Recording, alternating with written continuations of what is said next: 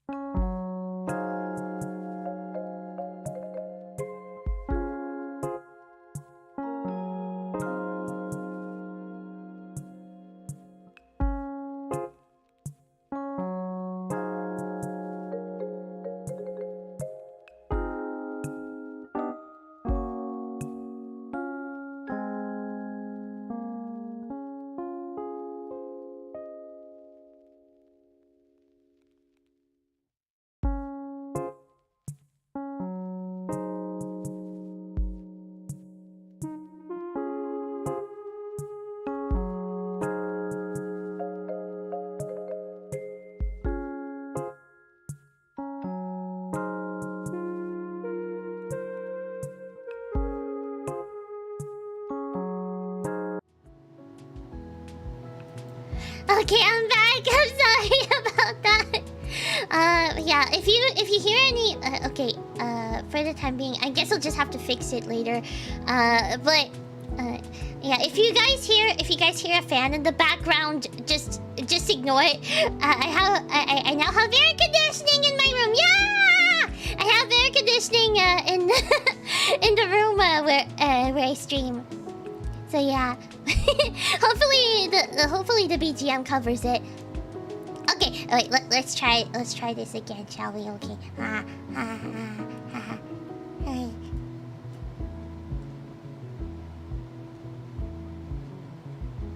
Miracle Twinkle Blue! Hello everybody, and welcome back to Precure Talk! I broke the sound barrier. Yeah, as I was trying to say, yeah, I don't know how much it was cutting off, but yeah, it was, like, what I was saying, basically, was, for those who are new for, Precure Talk, it's kind of like a book club. I never really fully explained how it works, but it's kind of like a book club where, we talk about the latest episodes of Wonderful Precure! It's a bi-weekly thing that we do, every 2 weeks. And yeah, we talk about the 2 latest episodes that came out. So yeah, and I do recommend, for the full context, there are gonna be spoilers. I do recommend you have watched up to episode, we're already at episode 24. So yeah, so if you like binging, that's a lot. Hi Marshall, welcome! Actually, no, you didn't miss anything. I didn't even greet everybody. Yeah, we're having some tech issues. Okay. Let me say hi to everybody! I'm gonna go based on the participants list! Hi Celestia! Hi Chaotix! Hi Dark Shadows! Hi Dr. Metharos! Hi Gunvolt! Hi Kevin! Hi Mars! Hi Marshall! Hi Moisedan! Hi Nick! Hi Quixie! Hi Rising Dragon Soul! Hi Staticon! Hi Xavier! Oh wait, did someone join? Oh hi Ren! Hi Nintendo Zombie! Welcome! I hope I caught everybody. Oh hi, Zello Selma? Is that how you say your name? Welcome! But yeah, so it's kind of like a book club, but with an anime series instead. So yeah, Today we are going to be talking about episode 23 and episode 24. Both episodes were interesting in their own ways. Hi Terry, welcome! So we're gonna be talking about episode 23 to begin with. And there's a lot that happened in episode 23. I thought that this was going to be an episode where, like, not too much happens, but there's surprisingly a lot that happens. It was a really good episode. They were, yes. What is Precure? Precure is a magical girl series that's been ongoing since 2004. They have a yearly season every year, and they've been going at it since 2004. There's always a new cast of characters each year. So yeah, that's Precure in a nutshell. It's a very big franchise in Japan. Hi Jake, welcome! I had just watched both episode 23 and 24 a few hours ago. Yay! When you start Breath of the Wild again, here's a friendly tip: cook food ASAP. Oh wait, I thought it says ASAP. I can't see it. Cause you know there's like the little in the chat, you know how there's the little thingy where you can spam like hearts, the laughing emoji, the 100% emoji, the flushed emoji, that like I can't, like, it always hides the like corner of some of the messages. They've been around for 20 years. They have!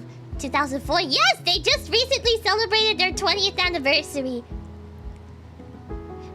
Technically, the previous season was the 20th season, so they've been celebrating it by seasons, basically. There's a new ending of Wonderful Precure. Yes, there is! And I love it so much. It's so catchy. I didn't expect it to be so catchy, but it is. Oh, hi, Odds Kit. Welcome! What's the live stream about? This is Precure Talk. Basically, how it works, it's kind of like, think of it like a book club, but with anime instead. Every 2 weeks, I host this stream to talk about the latest episodes of Wonderful Precure. So yeah, that's basically what it is. It's kind of like a Zatsudan in a way, and it's kind of like a Zatsudan and a book club, kind of like combined. I don't know. That's the best way I can describe it for those who aren't familiar with it. But yeah, the new ending is so good. I love it so much. I think I like it more than the first ending. By the way, what episode when Precure reaches 1,000 episodes, like Happiness Charge did for 500? That would be, it's soon. I think it's in 10 more episodes, if I'm not mistaken. Okay, no, it's in, from now it's in 8 more episodes. So it should be episode 32. Episode 32 should be officially the 1,000th episode of Precure. It would have been a bit earlier if it weren't for some it coincided with the 1,000th broadcast, but they celebrated the 1,000th broadcast separately because there was different delays that over the years that caused it to not be the 1,000th broadcast. So the 1,000th broadcast has already happened, but the 1,000th original episode of Precure is gonna be coming very soon, in a few weeks actually. I'm excited to see what's it gonna be about, or if it's gonna have any like special mention or anything.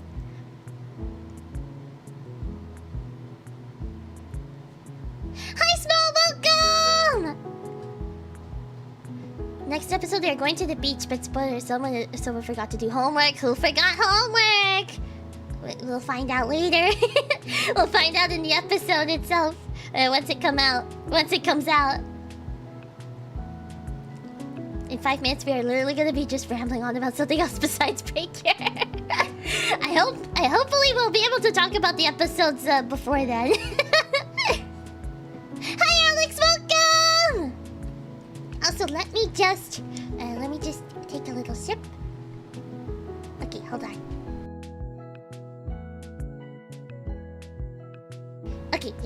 have a drink here. I have iced tea. It's so yummy. I like iced tea. Okay, so we're gonna start with episode 23, and it talks about the summer festival. And basically, that's what the episode is centered around. And there's a lot that happens plot-wise that I'm surprised about. So yeah. Also, I will be showing images on screen too, so you guys can see. You guys can follow along with the images too. Okay, so let me get the images. Okay, so we start off the episode with Komugi. Komugi's like in a mysterious place. She's basically dreaming right now. But we don't know until like a little bit later. But yeah, she's in a dream, and she's in front of the mirror stone. And the mirror stone is basically this stone in the middle of the town that the anime takes place. And basically, like, it's said to grant wishes. It says to grant wishes to anyone who sees their reflection in it. So yeah, that's basically what the mirror stone is. And Komugi's in front of the mirror stone. She sees her reflection, and the mirror stone is glowing yellow. And then she suddenly hears some howling in the distance. And she's listening to that. And she wants to help them, but she's not sure how. Like, she doesn't really know what animal it is. What animal is howling. I'm pretty sure you guys can guess which animal howls. So, but yeah, she's like, she wants to help the animal that's like, that's howling. But yeah, coyote? Not exactly a coyote. Well, I mean, they do howl, but it's not the animal in question. But yeah. Hi, my own, welcome. I'm back, Plum. How are you? I'm doing well. Please tell me it's a Kirin coyote. No, it's not. It's not a Kirin coyote. It's quite different than that, actually. As we'll see later on. Hint, hint. It might be a hint towards the big bad. Yeah. Anyway.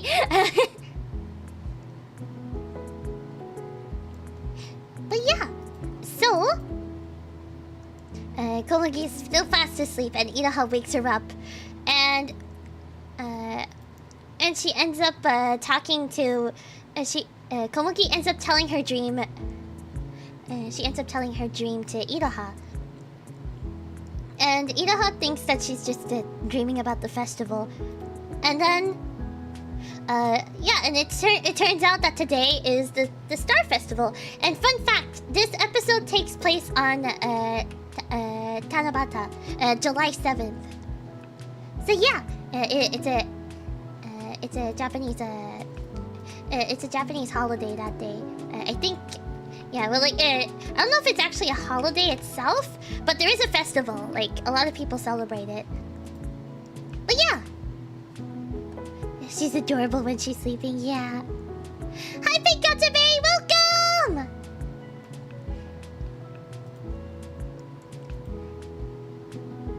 So yeah. And so, later on, we get to Yuki and Mayu, who are just... like Yuki's trying, no, not Yuki. Mayu is trying on her yukata, and yeah, so she's trying on her yukata, and I believe there was, yeah, she's like trying to convince the Yuki to go with her. I'm confused. It's better if you do have context from the previous episodes. So it's like I said, it's kind of like a book club in a way. Like you have to follow along with the episodes in order to to understand the context of what's going on.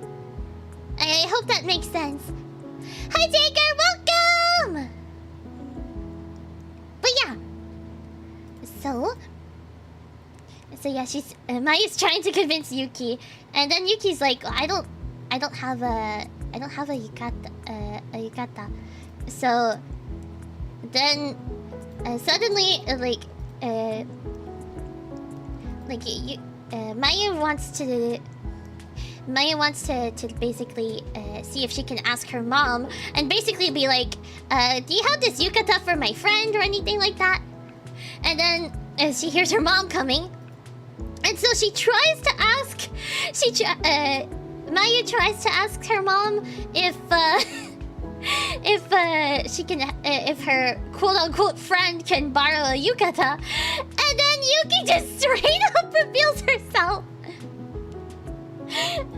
Yuki reveals herself and turns into, like, from her cat form to her human form.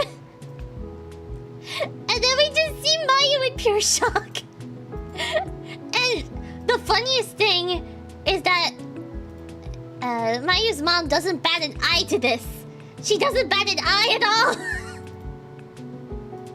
Wait, let me get... Oh, why is it so big? It's so big. There we go. Okay. Look at that face! Maya's mom's reaction was supposed to be in shock, yeah. But yeah, she wasn't. She was just like, oh, okay, hi. Talking, transforming cat, totally normal, yeah. It was so funny. Like, she's just like, oh, you're Mayu's friend. I'll help. Yeah, it's too funny. That was too funny. I was laughing so hard. Yeah. And then, Maya's mom helps them get ready, and then they're ready. They're ready for the festival later. So, this is their completed looks for the festival. Look at them! So yeah, they're ready for the festival. And so then, like, she tries, Mayu tries to ask her mom, like, why she wasn't, like, why she reacted so calmly to, like, Yuki transforming and talking. And, like, literally, like, her mom's reason is basically just that that Animal Town had a history with animals, so it was like special and stuff. So she was expecting some sort of surprises. I got the picture. What picture? What picture are you talking about? What festival is that? It's the Starry Festival. Basically, this episode aired the same day as Tanabata came out. So yeah, and there's a lot of festivals for that in Japan. So yeah, it's like a summer festival, like a yearly summer festival thing. I love it when the older generation is smarter than the characters expect. It's so cute in their kimono. It's actually not a kimono. It's actually a yukata. There's actually a difference. I wouldn't be the best person to explain it though, but I know that for summer festivals and stuff they wear a yukata. I think kimonos are for more very formal stuff. But yeah, I'm not the best to really describe the difference between the two. What kind of wish that Komugi wished for? Who knows? But yeah, we'll see soon enough. And so they all end up going to the Star Festival, and they meet up with Satoru, and there's Daifuku, the little bunny. I love Daifuku so much. And then surprisingly, Yuki ends up saying that Daifuku's apparently no ordinary rabbit, which I don't know if it's a hint for something. It might be, but look at him! Look at Daifuku! He's so cute! I love Daifuku. Now I'm hungry again.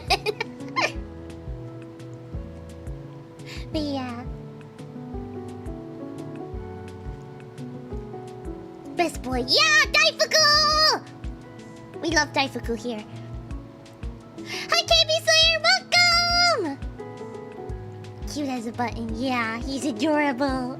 Look at him. Daifuku's best boy. But yeah, we don't know what Yuki meant by... We don't know what Yuki meant by Daifuku being no ordinary rabbit. But it's okay. And then we see Komugi and Iroha join. And they're also in their yukata. And... Ta-da! There they are! Look at them! I like Komugi's yukata. It's so cute. Hi Beans, welcome! All the animals dressing up in this anime, yeah. Yeah, so we have Komugi's yukata and then Iroha's yukata here. Magical girl yukata for Komugi. I don't know what this style of yukata is called. I wouldn't be able to say for sure. But it is cute though, I really do like it.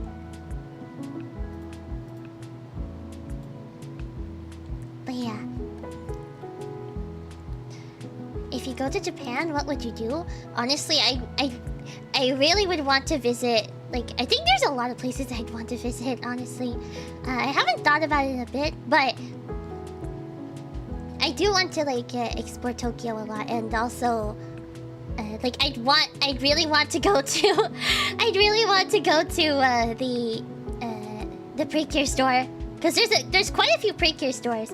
Oh, and the Pokemon Center.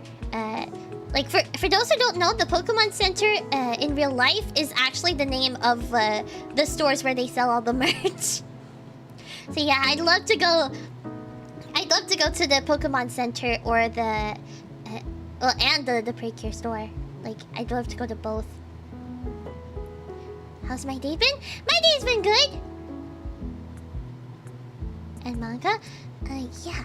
Yeah, I'd want to get manga, but I don't read that much manga, honestly. So I don't know what I'd really read or get. But it's okay. I'd want to go to the Sanrio store. Oh, I forgot about the Sanrio store! I'd love to go to the Sanrio store too. That's something I'd love to do. I'd want to go to the Sanrio store. Those are basically the top 3 stores that I want to go to. But yeah. I went to the Pokemon Center in Tokyo ages ago, picked up some merch. Oh, that'd be nice. Like, apparently at the Pokemon Center they have like all sorts of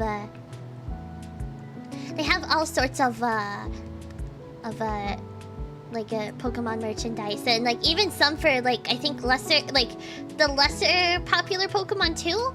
But I don't know like what they actually have. They have Disneyland in Tokyo. Yes. I do want to say the tower, not the tower, the castle in, the Beauty and the Beast castle in, Tokyo Disneyland is so pretty. It's pink! Like, have you guys ever seen it?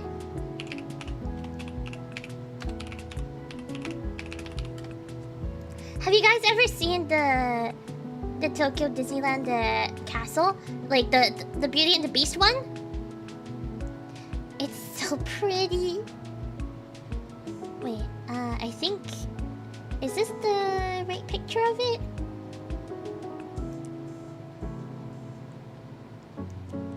I would go to Japan and see how different McDonald's is compared to Canada. Hi, Onion Hat, welcome! Yeah, I heard it's quite different. But yeah, where is it? I'm just trying to find a photo. Okay, it is. It should be that. Wait, hold on. Beauty and the Beast castle. That's what I want to get. It's so pretty. It's so pretty. It's so beautiful. It's like...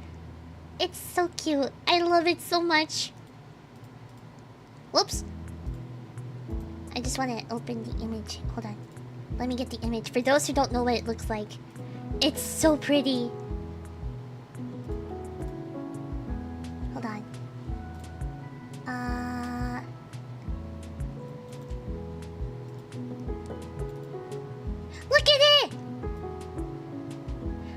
pretty it is. Isn't that cute?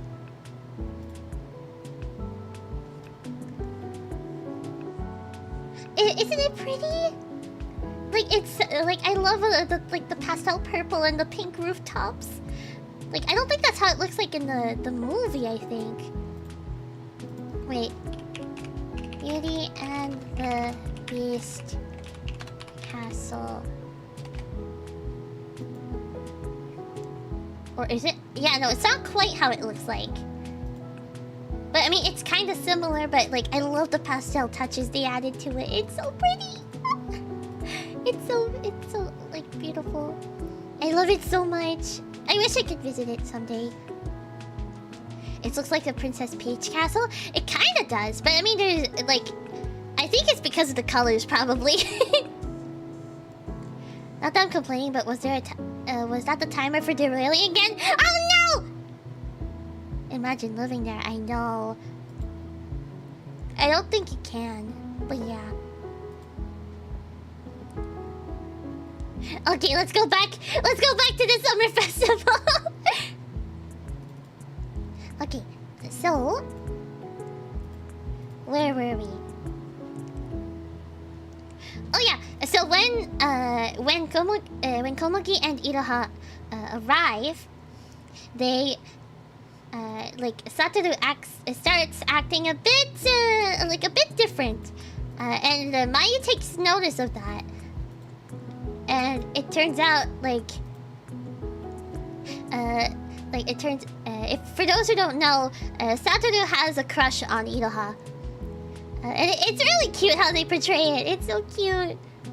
And like Mayu's just like, wait a minute, do you have a crush on Iroha? And they end up going to like a separate place for that. And like Satoru ends up telling that he does like Iroha. And Mayu's like reaction to that is so cute. It's so cute. She's like so supportive of them. And then like, oh yeah, then we get this cute moment in a little bit. And yeah, like Satoru tells Mayu to keep it a secret because like he's scared to make things awkward. Is this episode 23? It is. I think it's obvious. Yeah, it is obvious. But they haven't really touched upon it in a bit. To be fair. They haven't really touched upon it. And Mayu didn't know yet. So yeah. So yeah, Mayu is told to keep it a secret. And... yeah. Because like, Satoru's scared. Like, he's not sure when to really like admit his feelings because he doesn't want to ruin, like he doesn't want to make things awkward and ruin his friendship with Iroha. Like he doesn't want to bother her really. And yeah, but then Iroha ends up falling over right after that conversation, and it turns out her the strap on her. I don't know if there's a right word for this. I could be wrong, but it's like... Wait. Uh-oh. This image is so big. Hold on. Wah! I flipped it! I accidentally flipped it! The sandal thing? Yeah. I'm pretty sure there's a name for it. This. Is there an official name for this? Because I don't think it's sandal. I don't think it would be sandal. Wait, is it? Okay, I think it's called a geta. I think it's a geta. A geta, okay. Yeah, I just wanted to make sure I was saying the right thing because I don't think it would have been called a sandal. So yeah, her geta broke. And yeah, so Iroha's quite disappointed about that, and she's not sure what to do. Oh, but wait, it just looks like a regular sandal. I don't know if it's a... I don't know if they're actually wearing geta then. I could be wrong. I don't know if this is technically a sandal or a geta because it... I'm trying to compare it. Call it sandal. Okay. Yeah. I apologize if it's not actually called a sandal. But we'll just go with that since, like, it doesn't look exactly the same. Yeah.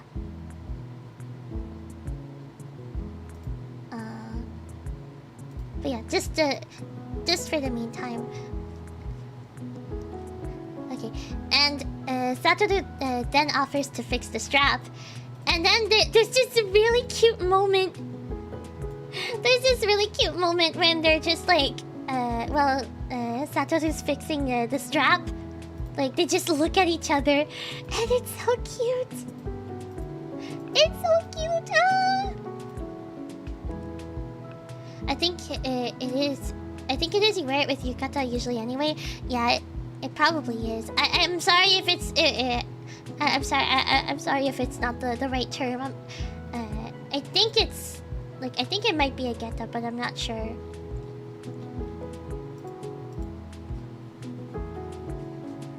But yeah, it could be just a regular sandal, but I'm not sure. But the strap is fixed, and look at that! Oh, that's so cute! Look at them, they're just like Ina's completely oblivious, and Satoru's just having a moment, and it's so pretty. It's such a pretty moment. That festival moment, yeah.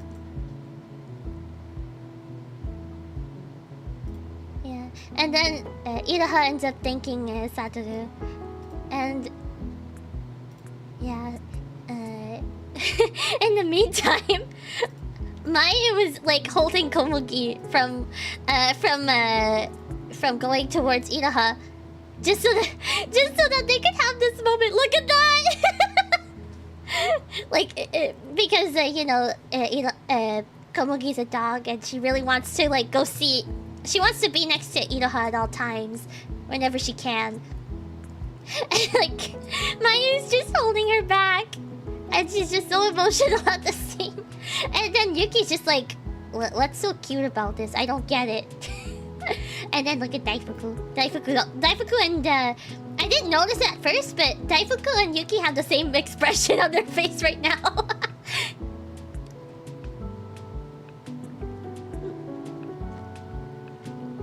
Sorry if my model moves in funny ways, though. It's because, like, yeah, when I take a drink... when I take a sip of my drink, it basically... my model, like, goes, kind of crazy. Like... I'm sorry. It kind of goes in different directions sometimes.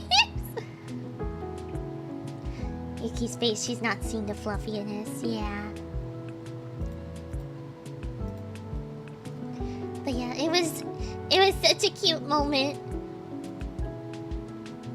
And yeah, she ends up letting Komugi go once the moment is basically over.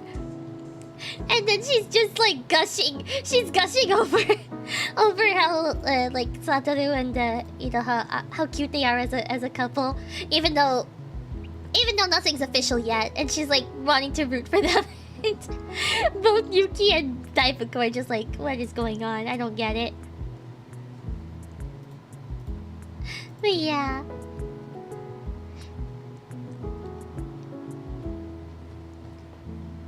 Never ruined the moment, yeah. She ships, she does ship! And then, important, we get another picture. We get another image of Daifuku. The best boy. The best boy. Look at him. Look at Daifuku. Look at Daifuku. Hi, sheep, welcome! I gotta go to bed. Good night, Plum. Bye, Celestia. Thank you for stopping by. Look at Daifuku. He's just staring. The true hero. We love Daifuku.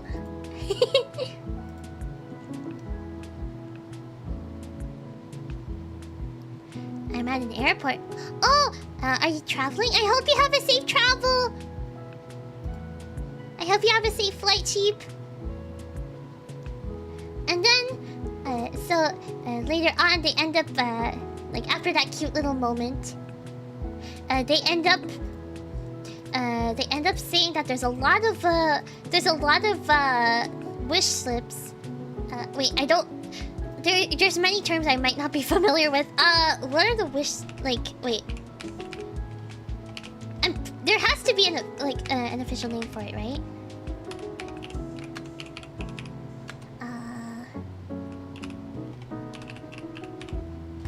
What are the slips called?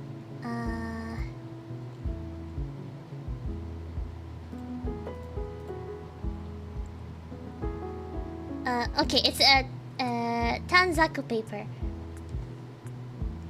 Okay, I'll try to remember that. It's Tanzaku paper that they're like writing their wishes on. Hi, Joe, welcome. I apologize if I get anything wrong with like the terms. I'm not entirely like familiar with the terms. But yeah.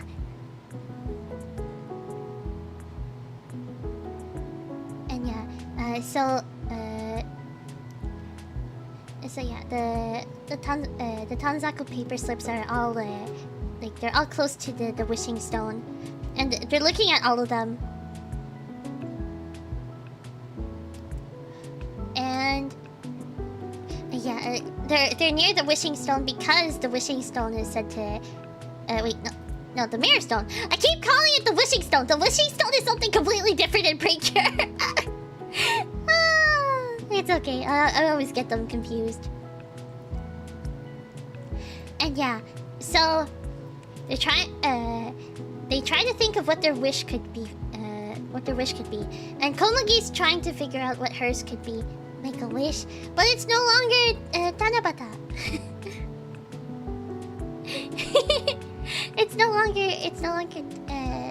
longer the day. It happened over a week ago. 2 weeks ago almost, actually. Well, no, actually, yeah, just about a week ago. Boop wish? I've been booped! And so, Komugi tries to write down a wish, but Iroha points out that the wishes that she wanted, like, so, to be able to talk to Iroha, and also to, and to, like, always be by her side, they already did come true. So yeah, and Yuki points that out too. And Iroha ends up writing her wish, which is to be friends with all the animals across the world. And yeah, and then Maya's just like, are you gonna wish to be together with the, like, are you going to wish about being with Iroha someday? She asked that to Satoru, and like Satoru doesn't want to like say that. He's just like, I'm gonna just, I want to make it about like helping animals in trouble. That's like better. And Mayu ends up like wishing about like the well-being for all animals too. And then she asks if Yuki's gonna write a wish, and Yuki just says that her wish already came true, which is so cute. Satchel would be like, can we drop this? I know! He just doesn't want things to get awkward. He's so scared. And so they end up putting their Tanzaku paper slips on with their wishes onto the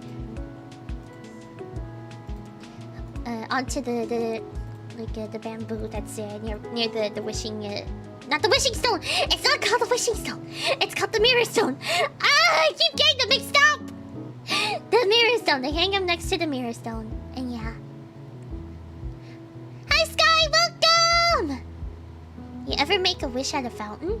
I think I have at some point, but it was a long time ago. I can't think of the last time I made a wish at a fountain. Cause usually you have to like, usually you know you have to toss a coin, and I don't know. Like I've never really had like. I've always had this tendency, like I don't know. It's a strange tendency, but like, I don't know how to describe it really, cause how do I explain it? Like I don't like even like simple small things. I don't like like throwing them away unless I really know that it's going towards like a good cause, you know. But even then, like I get like emotional attachment to a lot of stuff, even if I shouldn't. It's weird.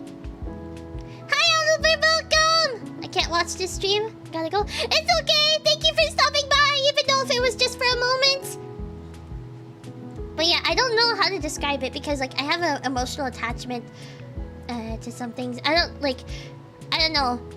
Like maybe that's part of the reason why I didn't really like throwing like pennies and stuff into like wells and stuff or fountains. But yeah. But anyways. So yeah, they all make their wish and Komugi hasn't made her yes. Yet. Blah. Not yes. She hasn't made her wish yet. She's still deciding on what to wish for. And I think here, like, I don't, like, I missed it. I missed it for a second. But I think someone said, it might have been Yuki. They said, like, someone said that it's not normal, like, someone said it's not normal for Komugi to think this hard. That's such a brutal, like, that's so brutal. Leave her alone. She's just a puppy. She's just a little doggo. Leave her alone. I don't know who said that in the episode, but it might have been Yuki. I wouldn't be surprised. I feel like it's likely Yuki. Were they wrong? Oh no! Sorry, I got something else important. Goodbye. Oh, bye, Chaotix. Thank you for stopping by. Leave Komugi alone. She's doing her best. She's doing her best. And so, then they see. They end up, not too long after, they end up seeing this shrine. Well, there is this shrine. They don't actually go to it yet. But they end up doing various festival stuff. Like, they see all the festival stuff around them, like all the games and food, and all the stalls, all the different stuff.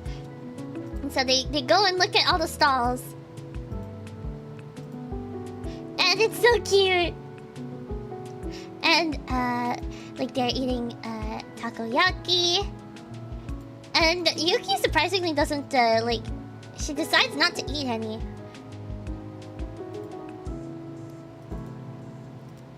Let me show it here. Look at them! Isn't it so cute? Isn't it so cute? It's so adorable. Like, there's just Komugi and Itaha just eating the takoyaki. And Yuki's just, like, not wanting any of it. Yuki just doesn't want to really participate in the festival enough. Like, at all. I really hope at some point that... I really hope at some point that they do, like, they do have an episode focusing on... like, her trying to enjoy things, like, for herself, you know? Because, like, even Mayu's having, I think, a hard time convincing her to eat the takoyaki. But yeah.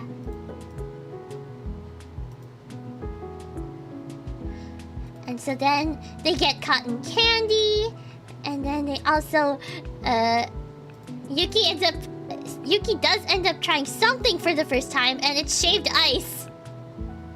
And, like, her reaction is so cat-like. Look at her! It's just so cat-like. She's just like, oh, it's cold! Like the little shivers. Yeah. Yuki's reaction was so funny. It was. It was funny. And yeah. And so then they try ramune. Yeah, it's pronounced ramune, right? I'm pretty sure. But yeah, they end up like trying ramune, and Komugi is distracted. Komugi is distracted by the little ball in the bottle, which I thought was cute. And yeah, she's enjoying it. Like, she's enjoying the festival a lot.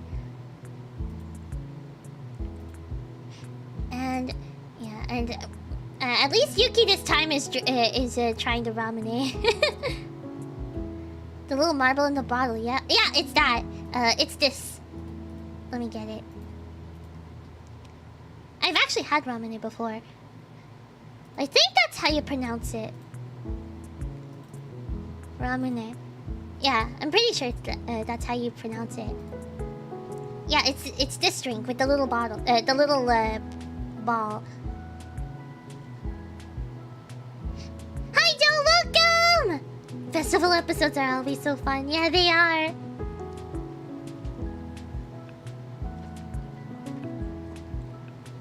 It's refreshing. It is.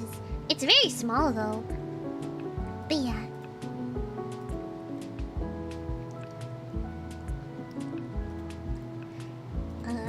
At least the ones I've had, it was like smaller. I don't know. They probably have like bigger sizes, I think. I don't know for sure. I don't know like if they do have any different sizes. But anyways. And then we have this cute little moment where they're like Komugi's just so happy, like she's enjoying the festival and stuff. And like she gives Inohara a big hug, and it's so cute. Look at that! Look how cute it is. It's so adorable. Like that little shot of Komugi and Inohara, like, well, Komugi giving a hug to Inohara is adorable. And then there's Daifuku. Never forget Daifuku.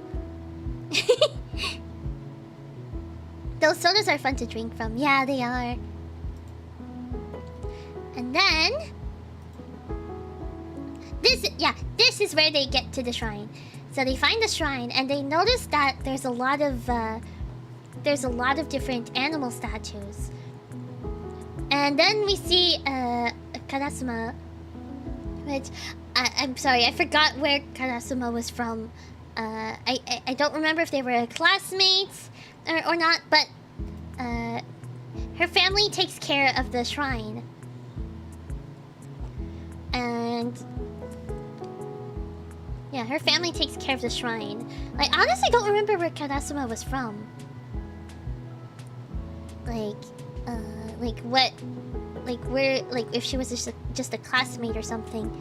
I don't know. But anyways, yeah, her family owns takes care of the shrine. And yeah, they notice that like all the statues are different animals. And it's actually the statues are in a memorial for the animals who have passed away. So yeah, it's quite sad. And yeah, and actually, Karasuma reveals a bit of lore about Animal Town. There's one statue. There's a wolf statue that's on the top, like that's somewhere deep in the mountains.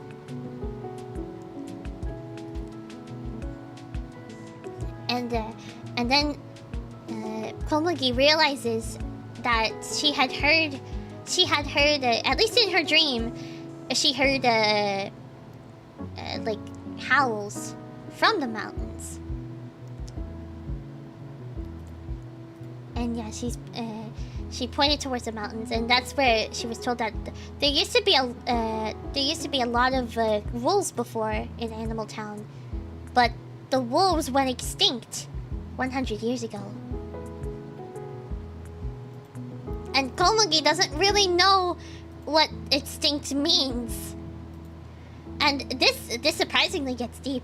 Like, it like basically Karasuma explains what it means for an animal species to be extinct.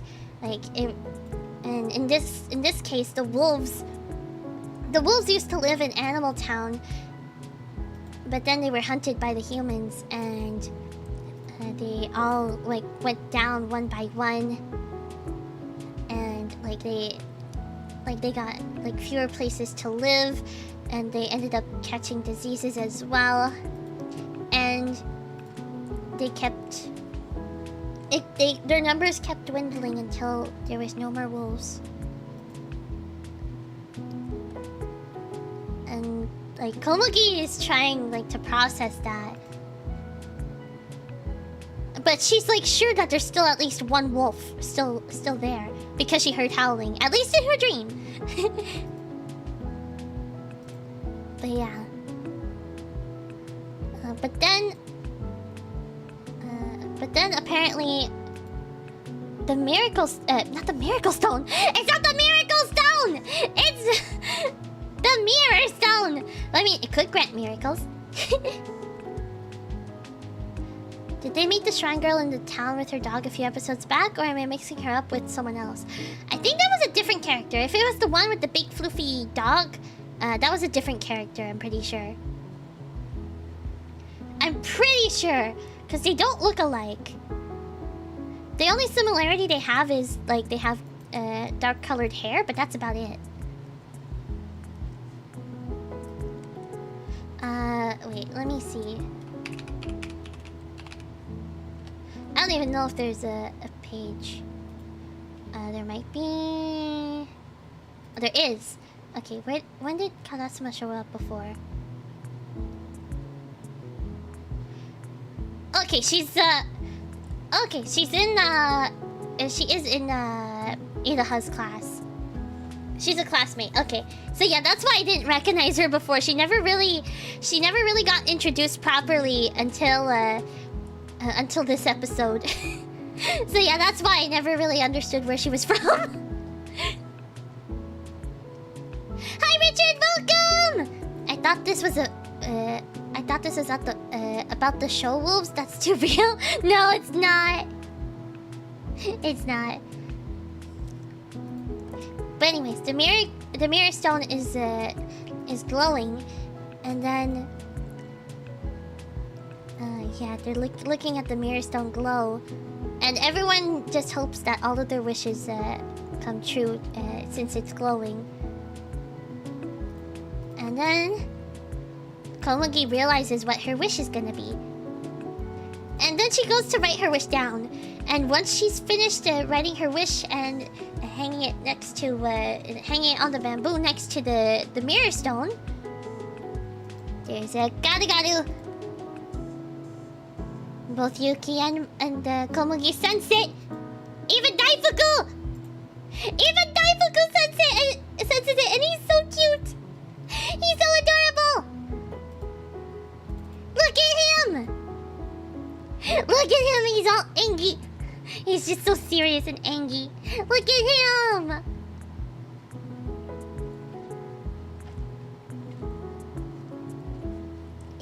It's so cute. Every pose of Daifuku is just adorable. I love Daifuku. But anyways, so they end up finding out that the garu this time is the final Kirarin animal. It's the swan garu, which is basically the Kirarin swan. It's the final one.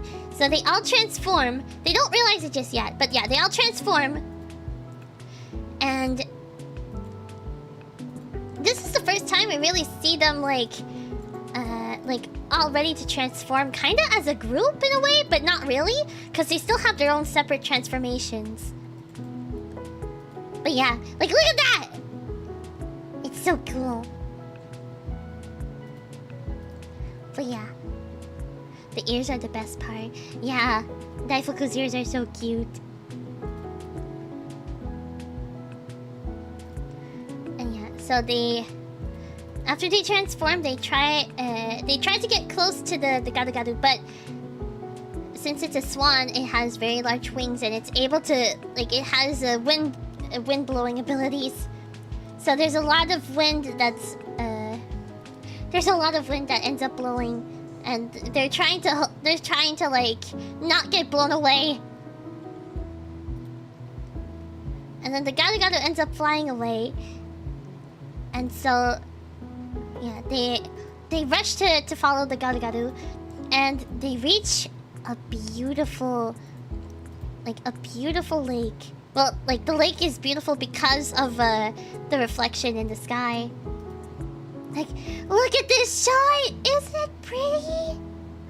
It's so pretty. It's like perfectly fitting for for the swan gadu because, like, you know, it reminds me of Swan Lake, you know? Hi, Rockman, welcome! Mahou transformations are very cool. Mahou shoujo transformations are very cool. I love magical girl transformations. They're so pretty. I love the blue palette. Very mystical. Very mystical? Yeah. It is very mystical. But yeah.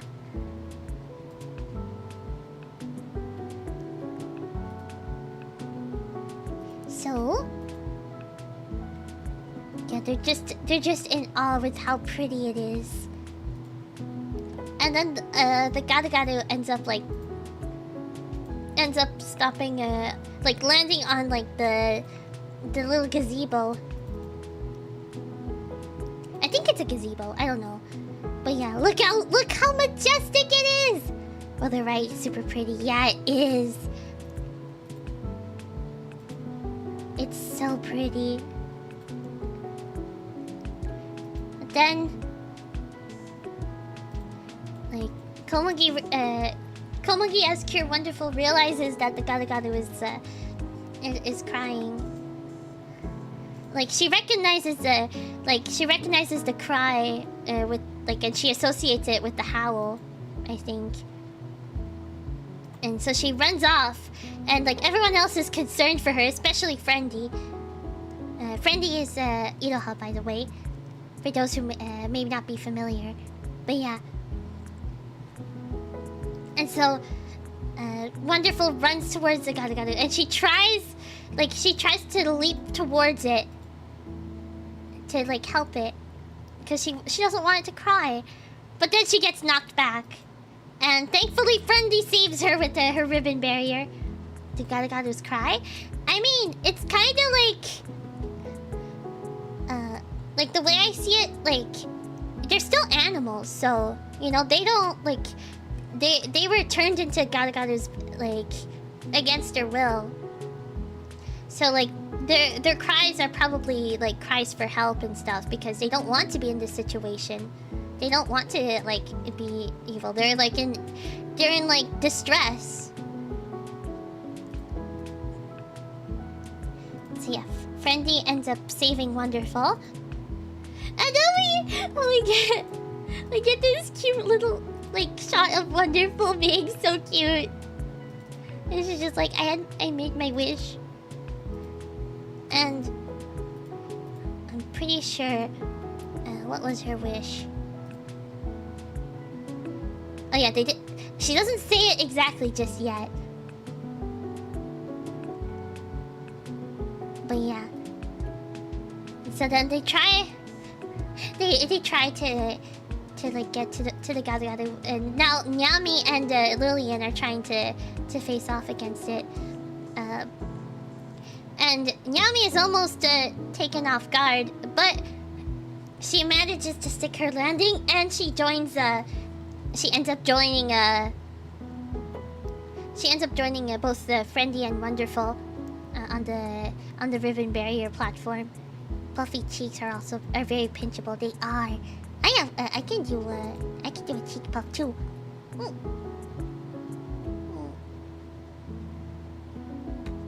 Do we match? Do we match? I don't know, like, you guys keep saying I look like Wonderful, but I don't see it! We barely look alike! right. The closest thing, the closest thing that we have in common is that like our hairstyles are kind of similar, but that's the most I see it. And like we have inverted, what's the word? Like our hair colors are kind of inverted. Like I have blonde hair and the pink, like a pink ombre, as you can kind of see over here. And Wonderful has like pink hair with like a blonde highlights or an ombre. Maybe it's also the strawberry vanilla flavor. What? Do I give off strawberry vanilla vibes? It's pretty much just a hairstyle. Yeah, that's what I'm saying. But you guys keep saying I'm like Komogi, or at least you're Wonderful. But I don't see it. I don't see it. The closest we have is a similar hairstyle.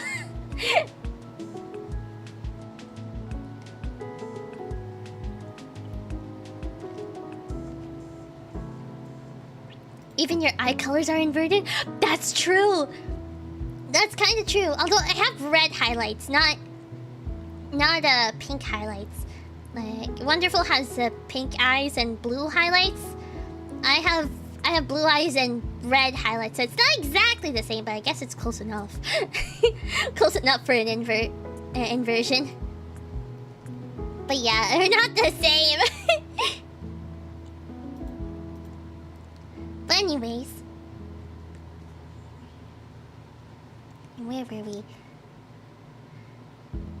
Oh yeah, Nyami basically thinks that the Garu Garu has more motivation than the two cures. And then they're just like, uh-oh. But then Nyami ends up telling Lillian that they're gonna start their plan. And then that's when Nyami summons the Kirarin Fawn. I love the background, it's so cute. Like when they summon the Kirarin animals, it's so cute. And I can't wait for Lillian to summon a Kirarin animal because she hasn't done it yet! I really want her to summon a Kirarin animal, please! Please give us Lillian's Kirarin animal thing, please! But this is still cute nonetheless. You both have also the bow and neckerchief? Oh, you mean the bow here? I guess so. But it's not the same style either. That's the closest, like, that's the most similarities I think we have.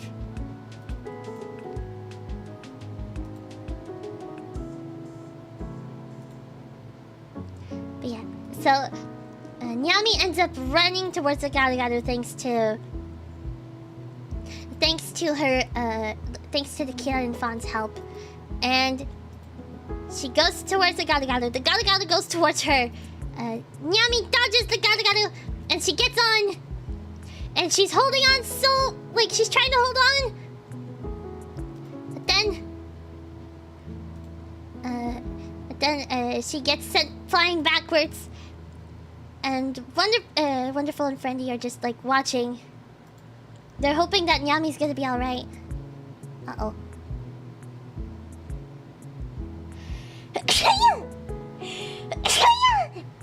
Excuse me. Oh, bye, Larry! Thank you for stopping by!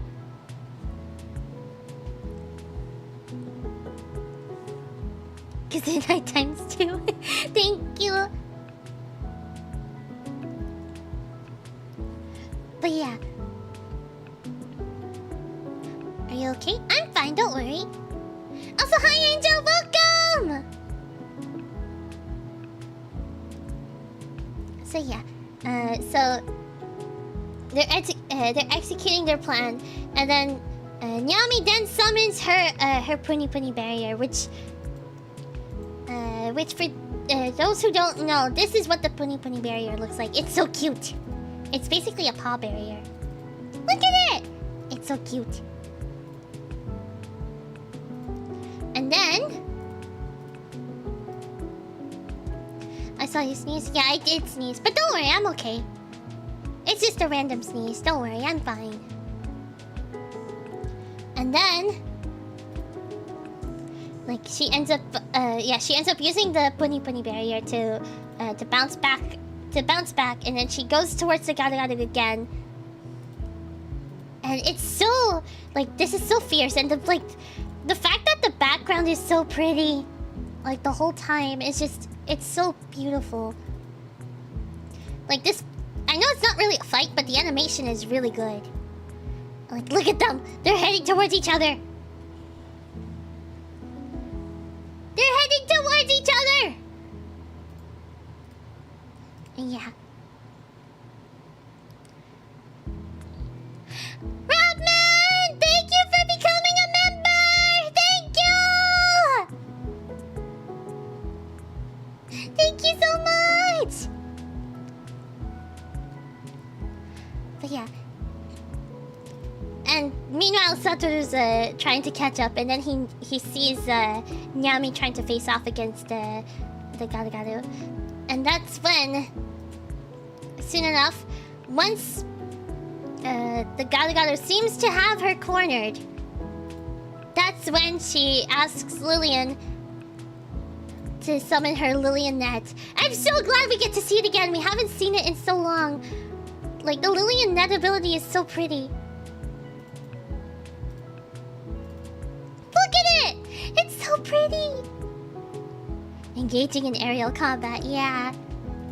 Hi Derek, welcome! Yeah. So then, yeah, the Garu is like surprised by that, and like he gets caught in the net. And then that's when they're about to purify the Garu. So they let Wonderful and Friendly do the purification, and then we get the final Kirarin animal. The final one has been rescued, and it's the Kirarin Swan! Yeah! The Kirarin Swan is finally rescued, and she's very elegant too. Like, look at her. She's so poised.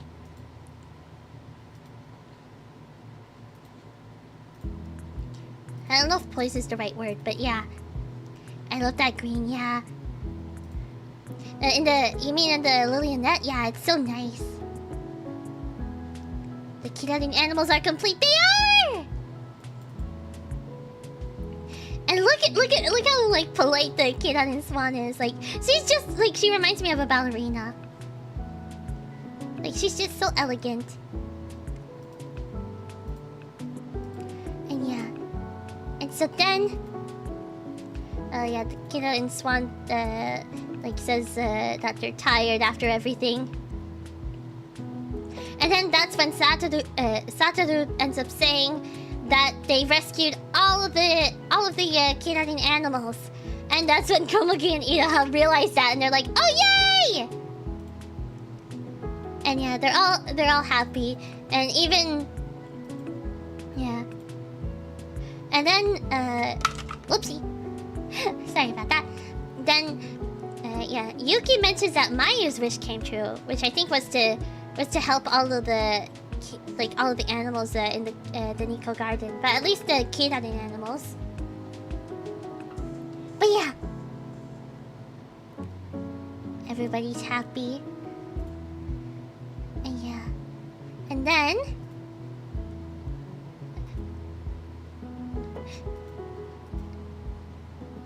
yeah, also something else is that Iraha mentions like, she says thanks to Satoru because he helped them a lot. He helped them a lot with this, and so he's happy. And like, he's happy to have been mentioned. And then Mayu just like notices that, and she's like, "Oh my goodness," because she's in on the Satoru's crush. And then we just see Daifuku. Daifuku's just there.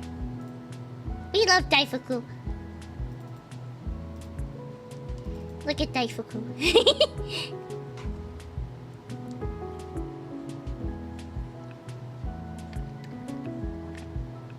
Silly little Daifuku. Bunny, yeah.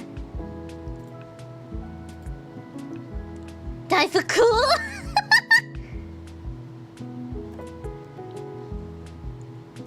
And then we end up. The episode is almost over. And finally, we get to know what Komugi's wish was. And it turns out that Komugi's wish was for just everyone to be friends, whether it's humans, animals, just everyone to get along, which is so cute. It's so cute. Hi, Bakun, welcome! Yeah, she's looking out to the river, or to the pond. And yeah, it's such a nice moment. The real reward was the friends we made along the way. Yeah! And then Komugi ends up howling like she heard the wolf do in her dream, even though she didn't really know if it was a wolf yet. And she howls. Then look at the little doggo howling. It's so cute.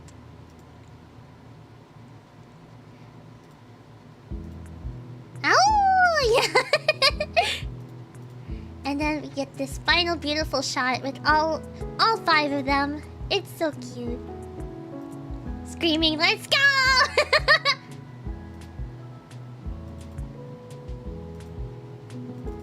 Yeah, we get this beautiful shot of all 5 of them.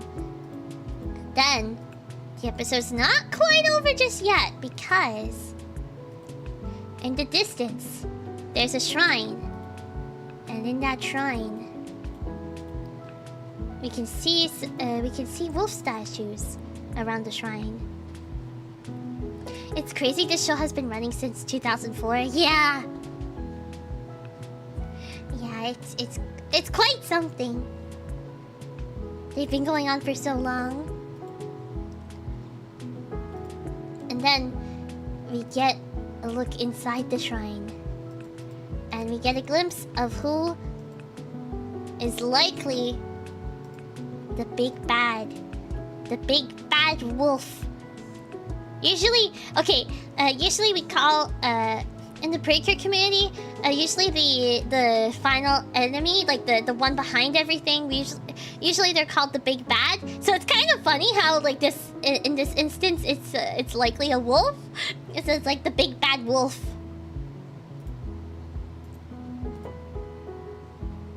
We see the scary big bad wolf hiding.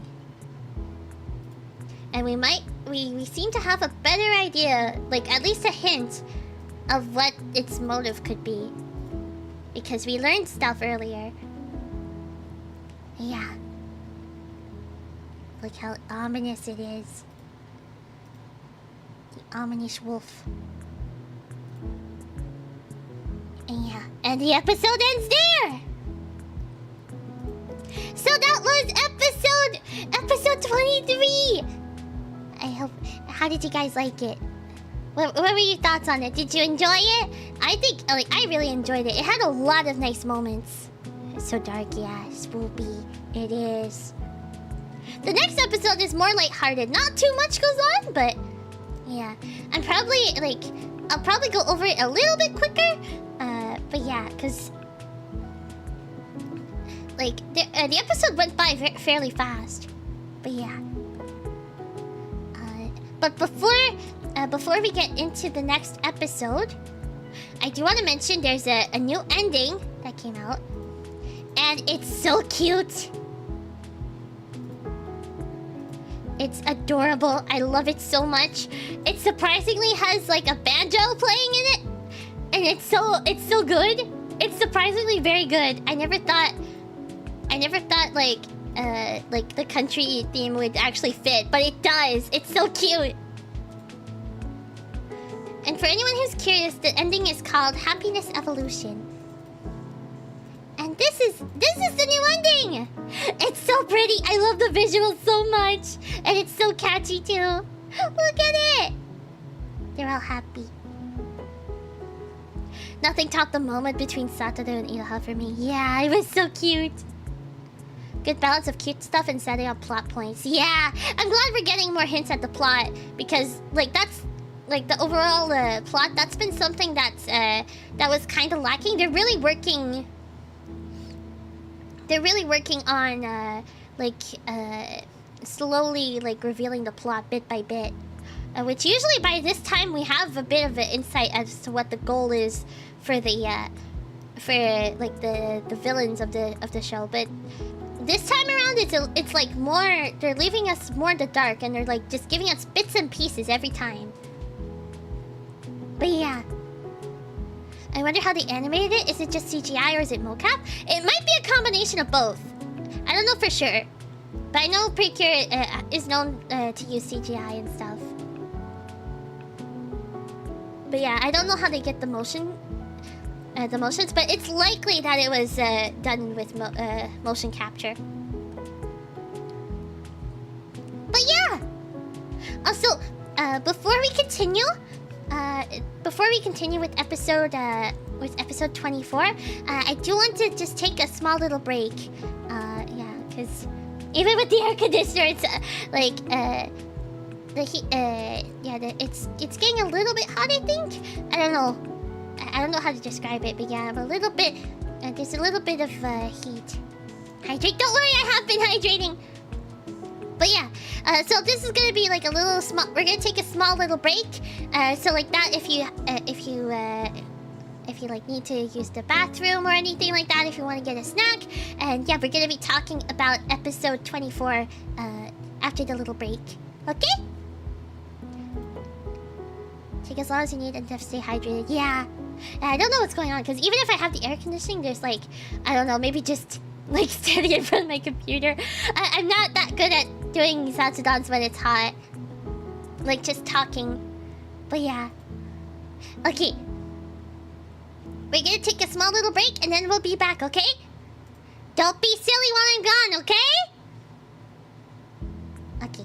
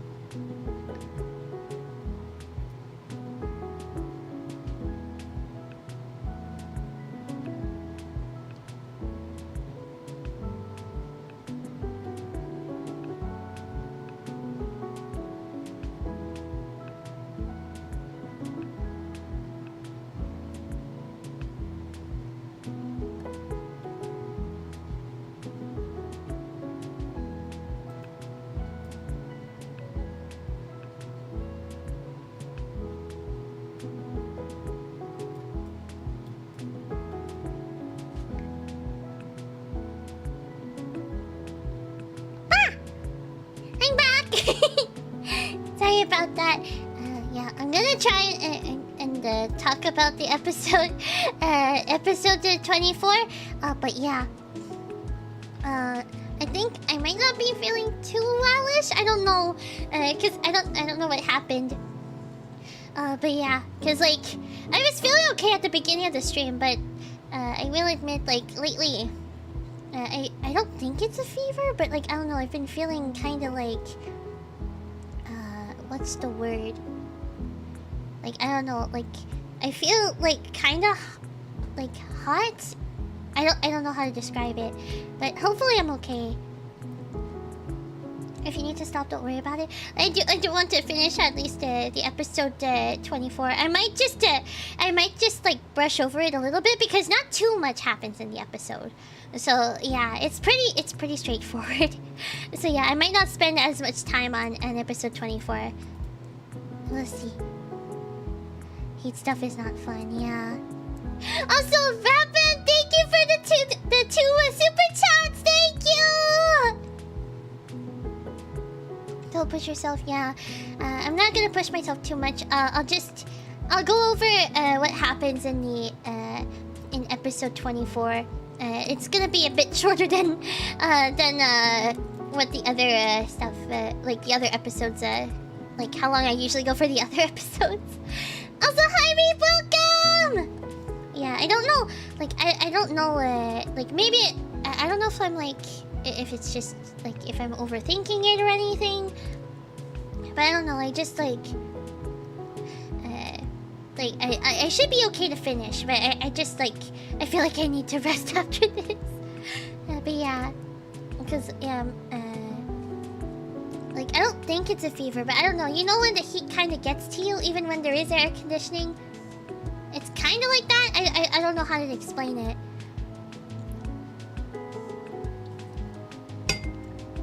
Whoops! I didn't mean to do that. Okay. Let's go over the episode, okay? Okay. So, for episode 24... all of the animals, all of the kidnapped animals have finally returned!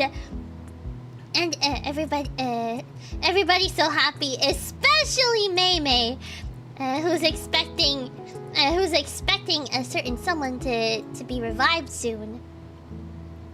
You okay? Yeah, I should be okay to finish. Don't worry. Yeah, like I was feeling a little like I don't know how to describe it. Like kind of slightly dizzy. Like I don't know if it's a fever or not, but like my forehead was kind of feeling. You know when you kind of feel like you have a fever, but it's not really a fever? I don't know what it is. But like I'll be going over the episode a bit more generally. Yeah. Robman, thank you for the $5 super chat. Thank you. Hope you feel better. Eat peace time for me. Have a good night, Robman. Thank you for stopping by. Okay, so yeah, everybody's happy because all of the kidnapped animals are back, and Mei is especially happy because the kidnapped garden is gonna like the kidnapped garden not the kidnapped garden, the Nico garden is finally gonna be going back to normal. It's gonna be finally fully restored. And yeah, the kidnapped animals give the kidnapped swan a little the little Nico fruit in order to help it feel better, and it feels better immediately. And yeah, we have all 9 of them, all 9 kidnapped animals. All 9 of them are here. Look at them! Oh wait, hold on, you can't see. Look at them! All 9 of them! Finally here! And I love how they're almost completely in a rainbow color. Just these two, like the kidnapped fawn and the kidnapped panda are not like in order.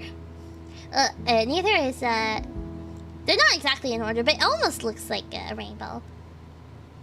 I want to see them all in rainbow color order. That'd be nice to see. But yeah, they're all here!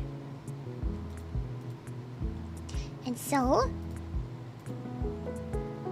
from there, yeah, so, Mei tells the Kiranin animals to restore the Nico Garden, and the Nico Garden is finally restored to its full glory, and it's so pretty, and it actually has a lot of like little like it has like a little amusement park things. There's teacups. Well, there's a teacup merry-go-round ride. Oh, okay, not really, but you know the spinning teacup ride? There's like that. There's a Ferris wheel.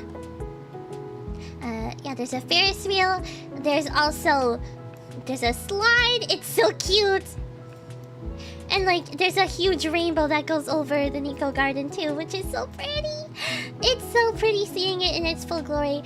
I know, like, the Nico Garden seems to be simple enough, but I think it's because, you know, it's a safe haven for animals, you know? It's meant to be a place for animals to like thrive in and be happy. So yeah, that's why I think it's so barren still. And yeah, everybody's amazed at the Nico Garden's full glory, like its full restored appearance. And yeah. And then the Kiranin animals take some Nico fruit to celebrate. And then, from the great Nico Diamond comes an egg. They were expecting Nico-sama, but Nico-sama did come, but in the form of an egg. Plum, you gonna catch the Lucky Charm leprechaun? No, I can't catch a leprechaun. But the egg, I love the egg's design. It's so pretty. I love the little rainbow effect that's going at the bottom. It's so pretty, and I love the horn. It's so cute. I can't wait to see Nico-sama's full form. Whenever we do get to see it. But yeah, Nico-sama is now an egg. Hi, Star Warrior Robbie, welcome! A crystal egg, yeah. And yeah, everybody's surprised that it's just an that Nico-sama is just an egg, and that it has a horn. And yeah, they're just trying to understand like why Nico-sama turned into an egg. They can't really explain why. But then Iroha points out that Nico-sama must be inside the egg, and she's probably gonna hatch from the egg. Horn, a unicorn? It's heavily implied. Nico-sama is likely a unicorn, which makes sense because her egg has a horn, and also there was a huge hint a few episodes ago in the lore that they did show a unicorn, so it's very likely that Nico-sama is the unicorn. Yeah, and then they sing like the Kiranin animals sing this cute little song, and it's so adorable. And they're just like, Nico-sama, Nico-sama, Nico. It's so cute. That's not a unicorn, that's a rhino. Why would it be a rhino? Like, it's fairly obvious it's a unicorn. But yeah. They sing a cute little song. Not the Nico fairies. The Kiranin animals. I don't know why I was gonna call them the Nico animals. They're the Kiranin animals. They sing a little Nico song, Nico-sama song, and Komugi joins in, and it's so cute. Yeah, and just as Komugi is going to like touch the egg, Mei just confiscates it because he doesn't want anyone touching the Kiranin, not the Kiranin. I keep getting my words mixed up. The Nico-sama's egg, and he like proclaims that he's gonna be the one to take care of it because he is Nico-sama's butler. So yeah, and he wants all the praise from Nico-sama. So yeah. And Yuki can tell that Mei just wants Nico-sama's praise. I mean, given how he hasn't gotten that much praise, I kind of understand where he's coming from. But yeah, so he ends up Mei ends up taking the egg to a safe spot. And so in the meantime, everyone else, so Komugi, Iraha, Satoru, Mayu, and Yuki, they all enjoy the Nico Garden in its full glory. And before I forget, while they're doing that, we get another Daifuku shot. Daifuku! Look at him. Look at him! He's just munching. He's just munching on the grass! And yeah. Daifuku best boy. He is best boy! And so yeah, after like going around the Nico Garden and just vibing in it, yeah, they all like the Kidan and animals like give their thanks to the Cures for rescuing them, and yeah, it's a really cute moment. And then they happen to notice another animal like that's not as happy just yet. I long for the day when he transforms too. Maybe, you never know. But yeah, because the Kidan and Fawn pointed out that not all of the Nico animals have returned to the Nico Garden. And we can see there's a little baby gorilla. There's a baby gorilla who's just playing with a little stick. And like his mom, like it seems like his mom is missing. Like his mom seems to have fallen victim to the Garu spell. And yeah, and they still have they explain that the mother is missing and stuff. And Iroha especially feels sad about this. And they're even more determined than ever to like save the rest of the Nico animals. And so, just later on, Mei has prepared a tea party for everybody to enjoy with snacks and tea and stuff. Yeah, for the celebration of the restoration of the Nico Garden. And yeah, so everybody enjoys it. And we see this cool contrast between Nico-sama's egg and the Garu egg. That was a cool transition. And yeah, and so later on in the night, Komugi and Iroha are just sleeping, and then Iroha suddenly is she's awakened by a bright light, and it turns out. It just turns out that the Nico-sama's egg disappeared in her room out of nowhere in the middle of the night, and she's just like shocked and surprised and doesn't know what to do. So yeah, so she brings back the egg the next morning to Mei. And Mei-Mei's meanwhile like frantically searching for Nico-sama's egg. And then like Iroha says that she found the egg and it was just like it just appeared in her room. And then Mei-Mei's just like accusing her of taking the egg. Cause like eggs can't move on their own. And then Iroha like swears that the egg just appeared in her like on her bed out of nowhere. And then so Mei-Mei decides to barricade all possible points of entry, like, and make it almost impossible to get the egg without making at least a ruckus. You know, a mess. And so yeah, so oh yeah, it's not apparently the next morning. It's during the middle of the night apparently. But yeah. So Mei-Mei just like barricades anyone from getting the egg, and so Iroha ends up going to sleep. But then the next day, the egg appears again. It still appears on her bed. Then she goes to Mei-Mei, and like she shows that the egg still managed to like appear on her bed, and like and she basically ends up talking with the Mei about how the egg wants to apparently stay with Iroha for some reason. They don't know why. It's very strange. Nico-sama knows what she wants. Well, if it's a she, apparently it is a she. That's what the subtitle said. I don't know. But yeah, we don't know for sure, but it might be. But anyways,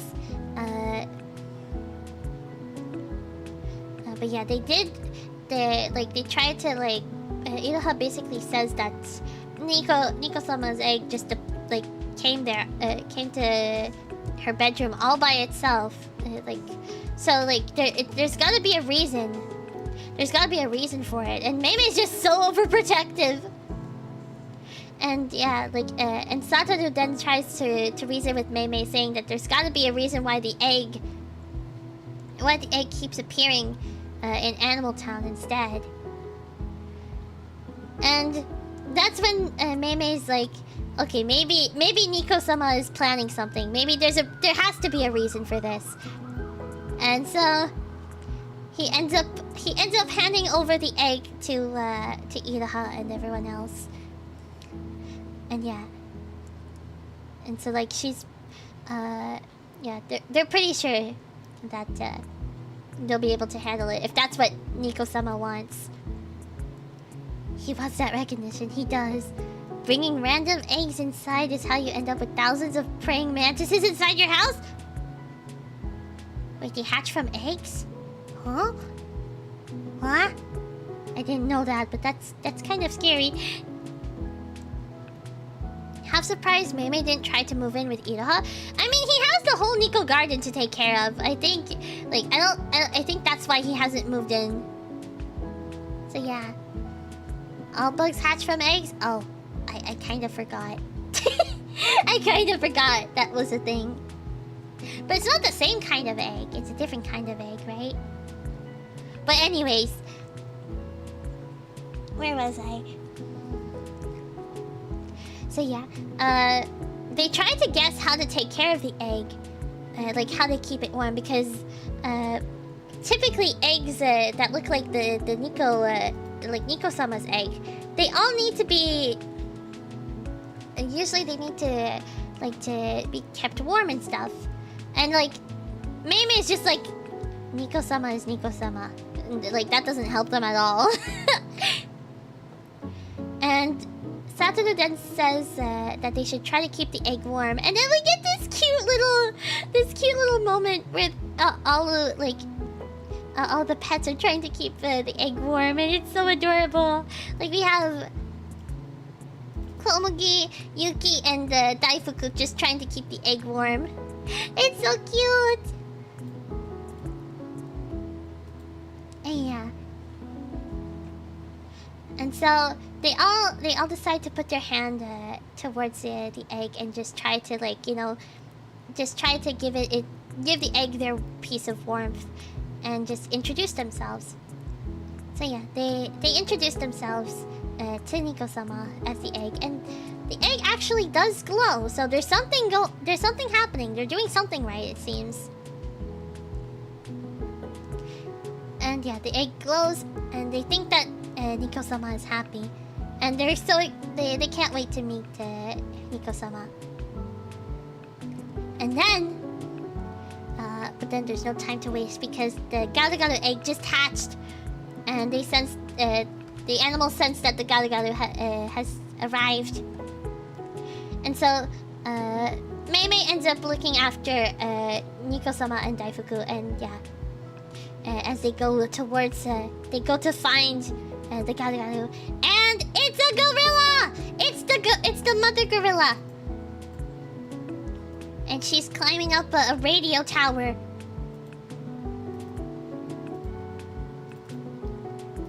She's climbing up the radio tower. Look at her.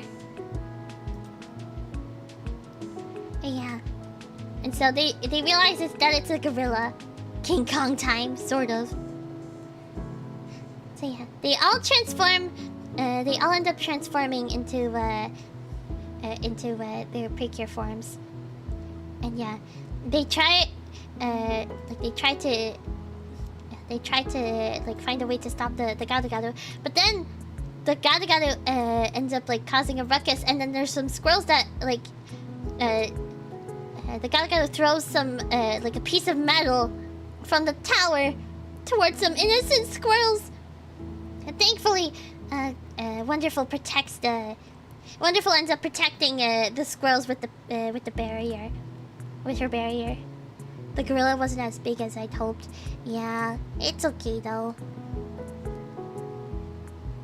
I think, like, I don't know if they're all gonna have like special powers like the K-9 animals did, but it's okay.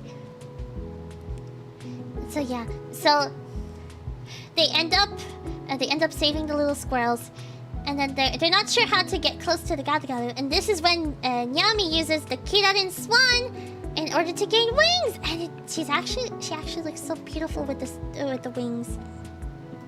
They're so pretty. Look at that! Look how pretty she is. Protect the squirrels, yeah. I am a little bit sad because it's been like almost 4 episodes in a row now where it's just been Yuki or Nyami in this case using the K-9 animal abilities, and I really want to see Lillian use them. I want to see Lillian. Why aren't they alternating? I just want to see Lillian use it for once. I want to see what she says. Does she say Lillian? I gotta know. I want to know. Cause we know Wonderful says fun, wonderful. And Friendy says friendy. And Nyami says nyan nyami. But we don't know what Lillian says yet. I want her to do it. Please. I just want to see it do. I want to see Lillian do it. I need to know if it's Lillian. That's what I think it's gonna be. But yeah. So, anyways, Nyami ends up flying towards the gado, and she happens to have the same branch that the K-9 baby gorilla had, and yeah, she ends up recognizing it. Like the gado ends up recognizing it because it's the mom. Lillian did not get her K-9 animal moment. She didn't. I'm a bit upset by that. Yeah, I want her to get it, please. I'm gonna be so sad if the next episode she doesn't use it yet. Please, I don't get why it was. Maybe I missed something, but I don't get why it was why Nyami ended up doing it, because Lillian hasn't had a chance yet. Like, it's been Nyami for like 4 episodes straight now, I think. I get that they want to like show it off, but also like they can alternate. I know they can. I was gonna say that it was making up for all the episodes it took to bring Nyami and Lillian into the story, but it was all Nyami so far. Yeah, I get they're showing it more with they're showing more of Nyami and Lillian's attacks, but Lillian has yet to use the K-9 animal ability yet. When is Lillian going to use the K-9 animal's power? That's what I'm asking! I don't know! I really want to know! I really want her to have her moment. Please! Give her her moment! I want Lillian to do more! Please! But yeah.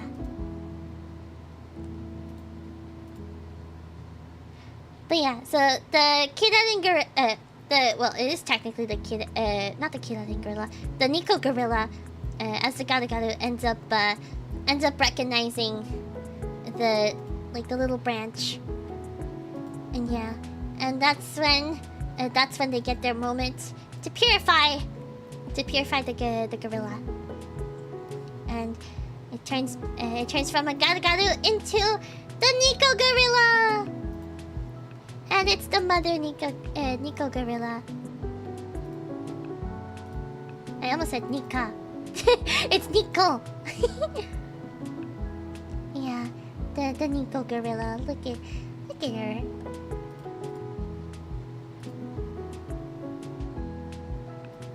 Yeah, and then she just gives a big smile. It's so cute.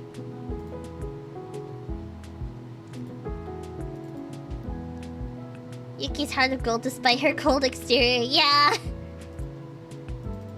I really want an episode focused on Yuki just like trying to like enjoy things for herself, not just because Lillian like wants to, you know? Still waiting for a 6th Ranger cure to show up. I honestly at this point I don't know if it's gonna happen because the ending, and I'll talk about it in a little bit, but I think it mainly has to do with how the ending is set up. The ending theme song, and I'll explain in a bit why. But yeah, you see the Nico gorilla. She's so happy. And yeah, so they return her home so that she can be with her baby. And yeah, and then we see later the Nico gorilla playing with her baby, and it's so cute. Look at them! It's adorable! It's adorable.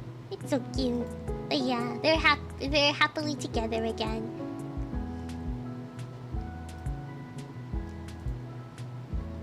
And yeah, so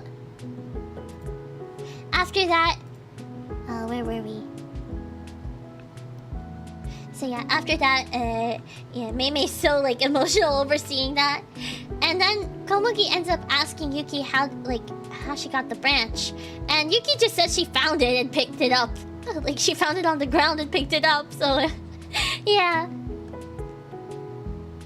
and then Meimei just says that like despite everything, Meimei's just like, I'm never gonna let go of the Nico egg.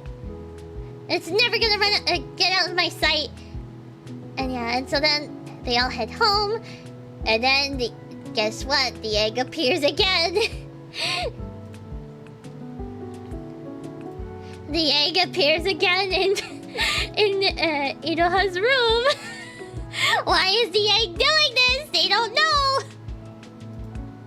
What is Nico-sama plotting? But yeah, and we just get this last little image of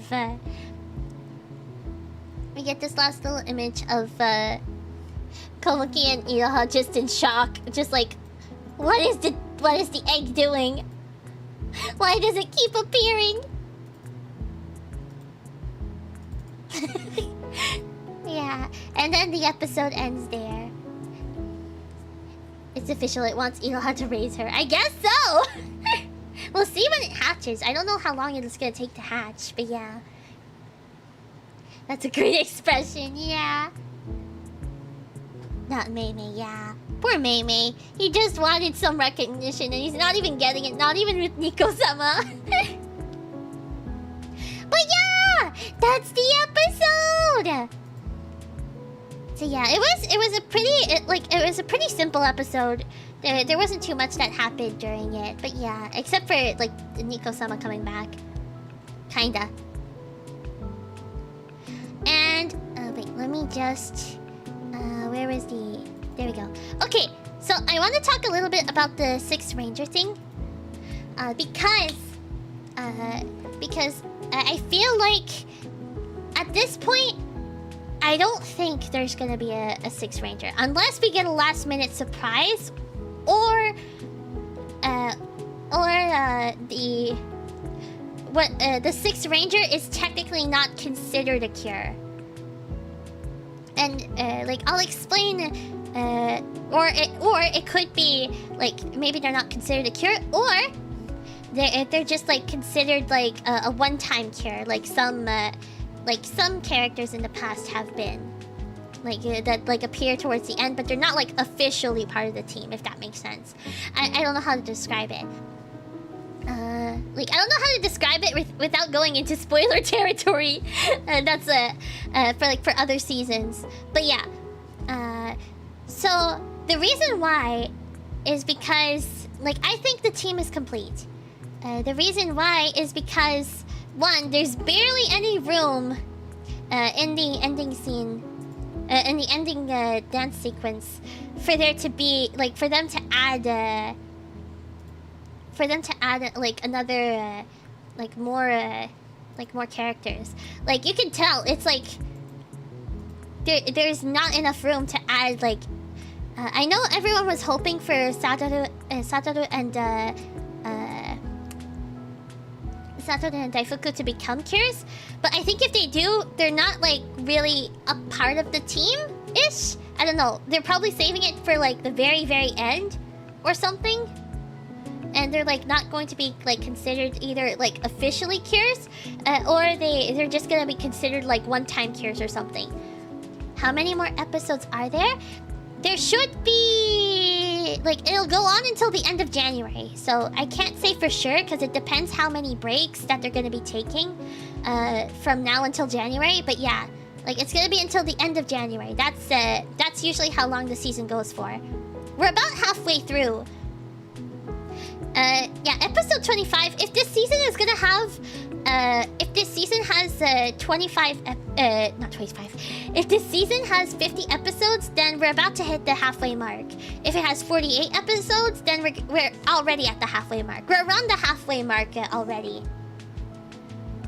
Maybe if they have enough to get a new ending, maybe, but it's highly unlikely because there's been rarely any times where Precure has done more than 2 ending songs per season.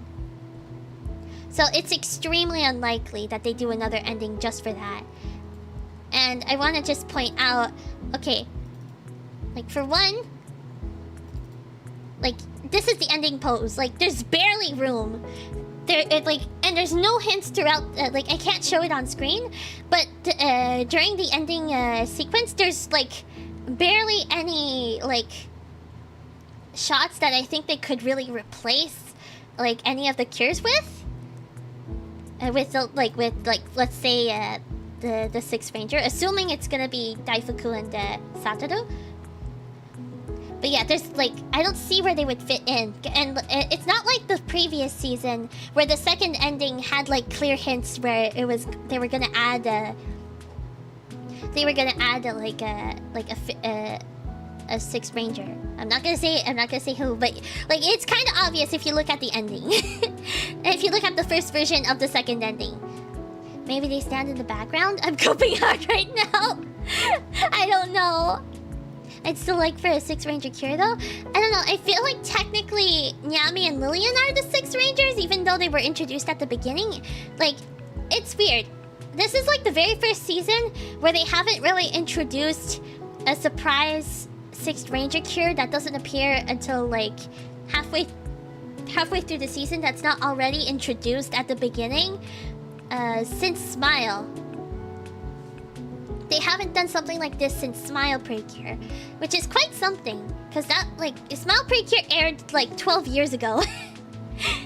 So it's, like, the first time in 12 years, it might be the very first time in 12 years where they don't add a Sixth Ranger cure who wasn't, who's basically, introduced, like, their cure forms are introduced, like, midway through the season. Because I think it might have to do with the leaks, because there's been several occasions for different seasons where they leak the mid-season cure literally sometimes the day before the season even premieres. Like literally before even episode 1 premieres, like sometimes they already like have leaked the mid-season cure. Which is why I think they probably went this route, probably, to like stop the trend of leaks. Because yeah, this time around, like Nyami and Lillian, they both have their own transformation device, so that rules out using the quote-unquote hacking methods that most people try to like hack the toys to see if there's any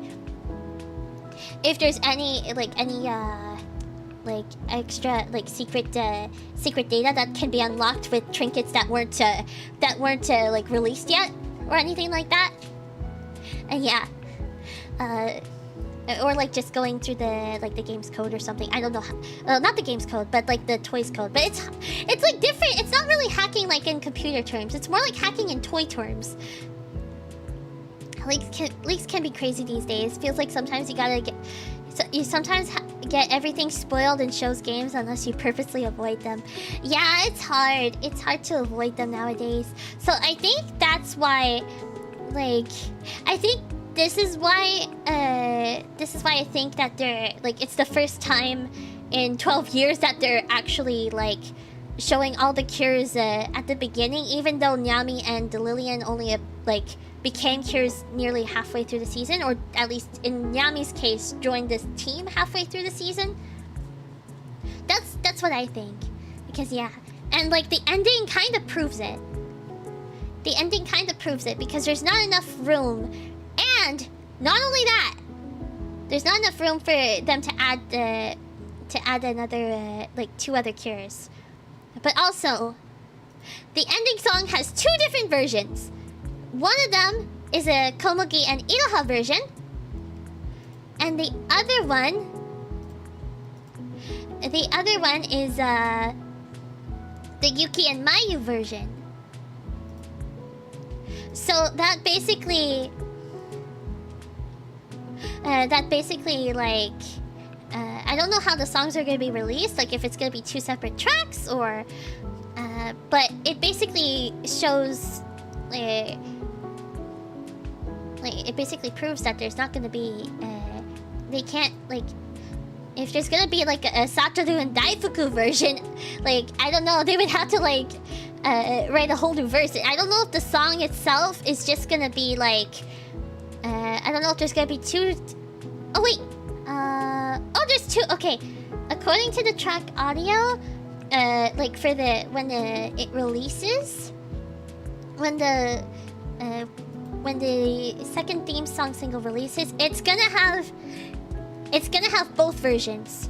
So it's gonna have the Yuki and Mayu version and the Komugi and Iroha version. Like there's gonna be full versions of both songs. Like it's the same song, but there's 2 different versions, and there's gonna be full versions of each version, if that makes sense. It's a bit confusing, but it kind of rules it out. Yeah, because I don't see where they they didn't announce like a special secret track either.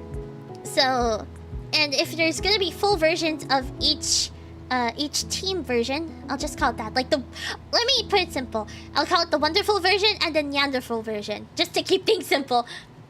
There's gonna be a full version of the wonderful version and the full version of the Neanderthal version. So, if there's a full version for both songs, like for both versions, that how would they be able to like add in the Satoru and Daifuku version? Especially if the full versions for both the versions. I'm saying version too much. Oh my god, I'm getting confused. But how would if the lyrics if the lyrics for the full version just pertain to both respective teams, where would they have room for Satoru and Daifuku's version, you know? Am I making any sense? I don't know if I'm making sense. I hope I'm explaining this right, because I don't know how else to explain it. But yeah, I don't that's the reason why I don't know. There's a chance they could appear in some parts, but I don't know. Given how most of the shots only give enough room for them, I don't think so. Plum is in her conspiracy theory era. Yeah, as much as Plum confirmed to hate Satoru and Daifuku. No! I don't hate them! I don't hate them! I'm just trying to have a logical explanation for this. Trust me, I would love Satoru and Daifuku to be cures. If they I'd love them to be cures, but I don't think that's what they're planning. Or at least unless it's going to be a surprise at the very end.